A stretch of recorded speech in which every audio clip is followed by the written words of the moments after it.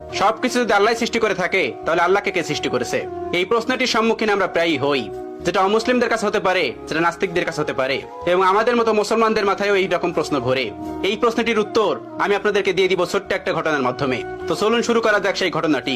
একবার ইরাকে সমস্ত নাস্তিকের একত্রিত হলো এবং সেখানকার সমস্ত আলেমদের ডাকলো এবং বলল, তোমরা যদি আমাদের 4টা প্রশ্নের উত্তর দিতে পারো তাহলে আমরা ইসলাম ধর্ম গ্রহণ করে নেব, আমরা মুসলমান হয়ে যাব, আমরা নাস্তিক থাকবো না।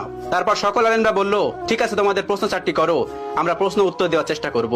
নাস্তিকদের প্রথম প্রশ্ন হলো, আমরা তো এখন সবাই এখানে উপস্থিত আছি, তাহলে আল্লাহ তাআলা কি করছেন? এটিই ছিল তাদের 1 নম্বর প্রশ্ন। তাদের 2 নম্বর প্রশ্ন, আল্লাহ তাআলা গোটা পৃথিবীকে কিভাবে পরিলক্ষিত করে, কিভাবে তিনি গোটা পৃথিবীকে একা পরিচালনা করেন?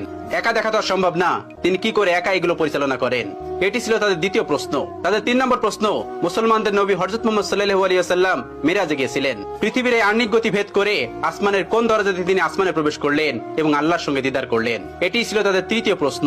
এবং তাদের সর্বশেষ প্রশ্ন, আল্লাহ তাআলার আগে কে, আল্লাহ তাআলাকে কে সৃষ্টি করেছেন? এই ছিল তাদের মোট 4টি প্রশ্ন। সেখানে থাকা সকল আলেমরা উত্তর দেওয়ার চেষ্টা করলো, কিন্তু কেউ সৎ উত্তর দিতে পারলো না, কারণ এই প্রশ্নগুলি খুবই কঠিন প্রশ্ন, যার উত্তর দেওয়া তো সহজ না।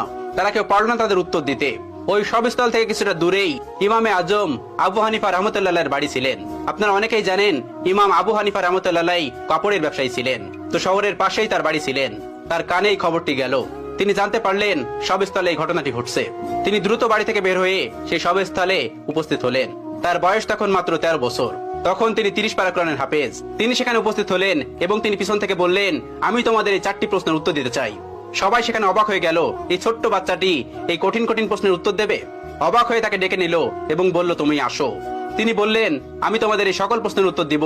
সবাই রাজি হলেন। তিনি বললেন, প্রশ্ন কে করবে? একজন দেখিয়ে দিলেন, ওই যে মঞ্চে যে বসে আছেন উনি প্রশ্ন করবে।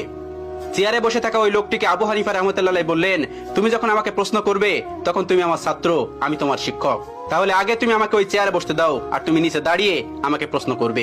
উদ্ভট হলেও এটি তারা মেনে নিয়েছিল। আবু হানিফা রাহমাতুল্লাহ চেয়ারে গিয়ে বসলেন এবং ওই নাস্তিকটি নিচে এসে প্রশ্ন করলো। প্রথম প্রশ্নটি ছিল এরকম, যে আল্লাহ তাআলা এখন কি করছেন? আবু হানিফা রাহমাতুল্লাহ তীক্ষ্ণ বুদ্ধি সম্পন্ন একজন মানুষ ছিলেন। আল্লাহ তাআলা তাকে অনেক হিকমত দিয়েছিলেন, অনেক জ্ঞান দিয়েছিলেন। তিনি উত্তর দিলেন, আল্লাহ তাআলা এই মুহূর্তে তোমার মতো বেকুবকে চেয়ার থেকে নামিয়ে আমাকে চেয়ারে বসিয়ে দিয়েছেন। এটি ছিল 1 নম্বর প্রশ্নের উত্তর। সবাই অবাক হয়েছিল।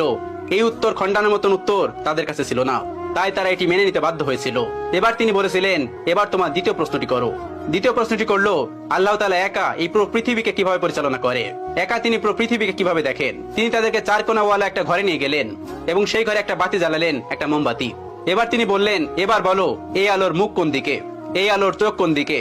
তারা কোনো উত্তর দিতে পারলো না। তারা বলল, এই আলো তো ছড়িয়ে পড়েছে।